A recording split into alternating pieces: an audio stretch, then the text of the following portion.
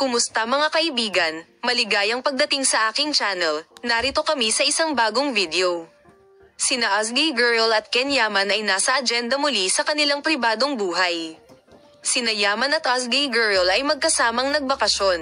Ang sikat na mag-asawang aktor na sina Ken Yaman at Azgay Girl ay nagpahinga ng sandali mula sa kanilang abalang schedule sa trabaho at tumakbo sa Fandango ng Panalangin para sa isang maikling bakasyon. Malaking paghanga mula sa kanilang mga tagahanga, at sa pagkakataong ito sila ay nasa agenda sa kanilang mga post ng bagong taon.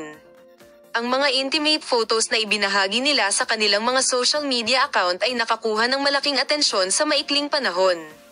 Pinili nina Azgay Girl at Ken Yaman ang isang baybaying bayan sa Turkey, na sikat sa kalmado at natural na kagandahan nito, para sa kanilang mga bakasyon. Ang mag-asawa, na gustong magkaroon ng isang liblib na holiday, ay nagsabi na nais nilang magpahinga at makakuha ng enerhiya sa panahong ito. Ibinabahagi namin sa iyo ang mga larawan ng holiday ng mag-asawa.